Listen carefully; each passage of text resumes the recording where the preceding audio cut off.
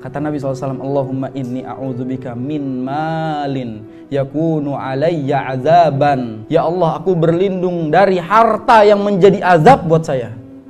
Harta bisa jadi azab nggak Pak? Bisa nggak? Lah orang kita aja mati nggak ada harta, kok jadi azab? Jelas harta itu bisa jadi sumber nikmat, bisa menjadi sumber azab. Itu yang Nabi SAW katakan, tidak akan melangkah kaki kita di hadapan Allah sampai kita ditanya, dari mana kita dapetin harta dan dikemanakan harta yang Allah SWT titipkan. Jadi kita dapatnya dari mana, itu ditanya. Dan kita kemanakan, itu juga ditanya. Maka dalam hal ini harta bisa jadi azab. Contohnya apa? Harta yang haram itu tidak akan menjadi sumber kehidupan bagi yang makan. Uang hasil yang haram itu nggak akan menjadi daging, karena semuanya akan kebakar hangus oleh Allah Subhanahu Wa Taala dari hal-hal yang lain, keburukan-keburukan yang lain. Kita dapetin uang misalnya, dan uang ini statusnya haram. Maka jangan sampai uang haram ini masuk kepada perut kita, apalagi masuk kepada keluarga kita. Na'udzubillah min dzalik. Maka dalam hal ini, harta ini harus diperhatikan dari mana kita dapat, dan jangan bermudah-mudahan. Maka Nabi SAW katakan, apakah? La yubali min aina akhadh. Banyak di antara kita tidak peduli dari mana harta kita dapatkan. Amin halalin, amin haram. Dari yang halal apa dari yang haram. Bahasa zaman sekarang apa? Nyari yang haram aja susah, apalagi nyari yang halal. Ini bahasa seperti ini, itu menyulitkan diri sendiri. Padahal yang halal terbuka luas, terbuka luas. Allah SWT selalu mengatakan, famshu fi manakibiha wa kulu mir rizqi. Berjalan di atas muka bumi, ambil rezeki yang udah Allah hamparkan di muka bumi ini. Berarti permasalahannya apa? Kita yang enggak jalan. Kita yang enggak jalan. Rezekinya udah Allah hamparin, kita yang enggak jalan. Maka di sini usahanya bergerak dulu, karena rezekinya udah disiapin. Saya mau tanya nih kepada para suami, istri anak makan dari uang siapa? Istri anak makan dari uang siapa? Hah? Sombong antum. Uang Allah. Sekali lagi tadi udah rumah pertama ditanya, nggak belajar dari kesalahan lagi ya. Anak istri itu makan dari rezeki yang Allah takdirkan buat dia. Jadi anak istri tidak makan dari rezeki kita. Kita makan dari rezeki kita, istri makan dari rezeki dia, anak makan dari rezeki dia.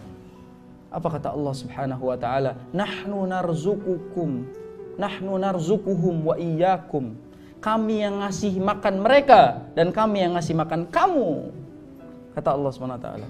Kami yang ngasih makan mereka, anak istri kamu, dan kami juga yang ngasih makan kamu. Jangan sombong. Karena yang ngasih makan kita Allah Subhanahu wa taala. Jadi jangan merasa bahwasanya istri itu makan rezeki kita. Anak makan rezeki kita. Karena di sini Allah SWT yang memberikan jaminan, yang ngasih makan itu Allah SWT. Cuma melalui tangan siapa? Tangan suaminya. Dan rezeki untuk istri datang melalui tangan suaminya.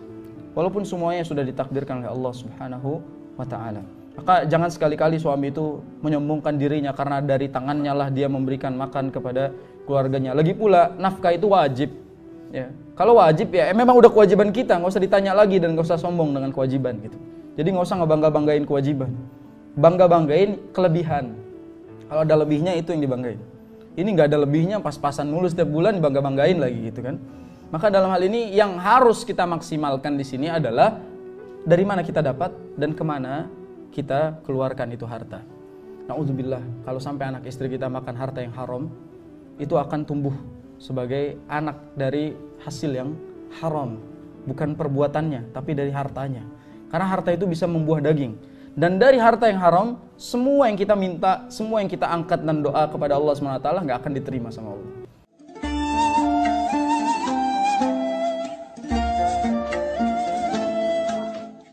Dalam hadis Nabi SAW katakan apa? Wa mat'amuhu haram, wa mashrabuhu haram, wa malbasuhu haram, wa ghudhiya bil haram, fa anna yustajabulah. Makanan dia haram, minuman dia haram, pakaian dia haram, dia biasa kenyang dengan yang haram. Gimana doanya mau dikabulin, kata Allah SWT. Jadi doa kita nggak dikabul-kabulin. Cek dari mana kita mendapatkan harta itu dan kemana kita keluarkan harta tersebut. Maka dalam hal ini na'udzubillahi min dzalik, kita memakan dari harta-harta yang haram. Ini juga suami mungkin harus punya space antara harta dia buat disedekahkan dengan harta buat keluarganya. Kadang kan beda, kalau kita kan rekening dipegang istri kan, semuanya masuk ke istri. Nanti kita minta jajan ke istri gitu. Mas saya mau ke kantor dong uang jajan gitu. Na'udzubillah, itu contoh suami gagal.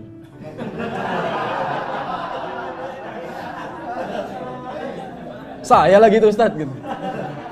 Kenapa saya katakan gagal? Karena dia tidak tahu bagaimana caranya mengelola uangnya. Karena sejatinya suami itu bukan menyerahkan semuanya kepada istrinya. Enggak semuanya. Berikan kepada dia yang haknya dia saja. Kasih nafkahnya, kasih lebihnya. Sisanya, ya udah di kita yang ngelola buat apa? Jangan semua-semuanya dikasih. Ini juga istri juga jangan berusaha mengatakan apa, sini coba nomor rekeningnya mana, sini saya yang pegang. Enggak seperti itu. Anda itu istri, bukan bundahara ya. Bukan bundahara, keuangan di semuanya di dia semua. Finance-nya istri kita semua gitu. Nah ini yang bahaya. Maka dalam hal ini, keuangan itu sejatinya kita bisa mengatur sendiri. Dan apa yang kita kasih, itu jatahnya aja. Biasanya rumah tangga itu agak pelik dari ini, soal uang ini. Karena semua-semuanya dikasih gitu loh. Nah ini mungkin coba mulai perbaiki di sini nih. Mungkin kebahagiaan kita berawal dari sini nih. Manage ini yang mungkin membuat kita akhirat tidak bahagia dan mumet terus di rumah nih. Ya, maka dalam hal ini coba keuangan itu berikan nafkah dia. Kasih nafkahnya, kasih lebihnya buat dia jajan atau buat apa, kasih. Selebihnya jangan dikeluarin semua. Jadi jangan rekening gaji itu ke istri semua. Antum ngemis ke istrinya. Laki-laki ngasih bukan ngemis. Laki-laki itu memberikan nafkah, bukan meminta nafkah. Jangan terbalik. Na'udzubillah. Harga diri laki-laki itu, lihat ya.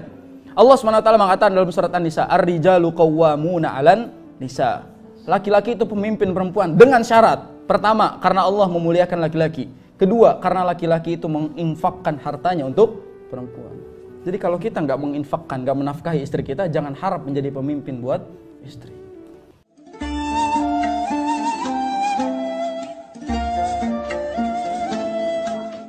Jadi jangan harap kalau misalnya istrinya yang kerja, suaminya yang nyuci, yang menyetrika di rumah. Ini kebalikan. Tapi kalau misalnya sama-sama kerja, suami kerja, istri kerja, gaji gedean istri, terus suami gimana? Suami tetap memberikan nafkah sesuai yang telah disepakati. Soal harta dia lebih banyak, urusan dia. Kita punya istri orangnya kaya raya segala macam, kita kasih nafkah semampu kita, itu kewajiban kita. Walaupun uangnya banyakan dia, nggak ada masalah. Yang penting nafkah kewajibannya tersampaikan. Maka dalam hal ini coba sedikit renungan mungkin buat kita sebagai suami, jangan semuanya itu diserahkan. Karena terkadang kalau sudah dikuasai, kita akan menjadi budak. Kalau semuanya sudah dipegang, kita itu nggak punya apa-apa. Jadi akhirnya kita yang terinjek-injek. Sekarang kita pengen keluar rumah, lah uangnya di istri gitu. Harus minta dulu, lagi berantem gimana mintanya, gitu masalahnya. Makanya kalau bisa punya 2 rekening kan gitu. Rekening pertama itu untuk kepentingan pribadi, ya. Kepentingan kedua untuk istri. Asal apa? Takwa kepada Allah Subhanahu wa taala. Ini kuncinya. Jangan punya 10 rekening gara-gara ada cabangnya. Ini bermasalah. Ini gara-gara omongan Ustadz buka rekening semua gitu. Nah, maksudnya di sini adalah bagaimana dia mengelola apa yang dia dapatkan dan demi keselamatan kita. Karena gini, kata Nabi SAW, ujian umatku adalah fulus. Nabi SAW katakan, inna likulli ummatin fitnatun, wa fitnatu ummati al-mal. Seluruh umat itu punya fitnah. Dan fitnah umatku, umat Nabi Muhammad adalah harta. Jadi mungkin kita sering berantem gara-gara uang. Sering berantem gara-gara harta. Nah ini yang harus kita kita buat minim hal-hal seperti ini. Karena kalau misalnya kita berantem hanya gara-gara uang, ini kan pertanda bahwa tidak ada ketakwaan antara kita sebagai suami atau istrinya. Maka dalam hal ini pentingnya kita menjadikan uang itu kita dapatkan dan kemana kita keluarkan jelas, clear semuanya. Jangan ada yang disembunyikan atau jangan semuanya dibeberkan, dikeluarkan semuanya. Antum kalau belajar dalam kitab fikih tentang pembagian nafkah, tidak ada aturan laki-laki itu menyerahkan semua uangnya kepada istrinya. Tidak ada. Laki-laki itu punya kuasa terhadap uangnya, nanti dia berikan apa yang menjadi kewajiban dia sebagai suami kepada istrinya, nafkahnya. Dan catatan, istri tidak mesti tahu isi rekening kita. Ini mungkin disaksikan oleh seluruh pemirsa TV One juga. Ini menjadi pelajaran bahwasanya istri tidak harus tahu tentang isi rekening suaminya selama dia beriman kepada Allah SWT. Percayakan sepenuhnya amanat itu kepada dia. Biarkan dia tanggung jawab sama dosanya di hadapan Allah SWT. Nggak perlu tahu isi semuanya. Yang dia harus tahu adalah apa yang menjadi hak dia. Dia dapat sekian itu aja udah. Kau usah tanya yang lainnya. Ya. Jadi ini pelajaran bagi suami dan pelajaran bagi istri. Makanya dalam hal ini saatnya kita mengaplikasikan, ya, mengamalkan apa yang sudah kita ilmui. Dan dari ilmu ini kita bisa membangun keluarga yang bahagia. Dan dari ilmu ini kita bisa memperbaiki kondisi rumah. Dan dari baiknya kondisi rumah, seluruh kondisi di luar rumah akan menjadi baik. Senyumnya kita pagi hari ini adalah sebab senyumnya orang yang di rumah. Dan kita pulang mendapatkan senyumnya kembali. Itu yang kita harapkan. Barakallahu fikum.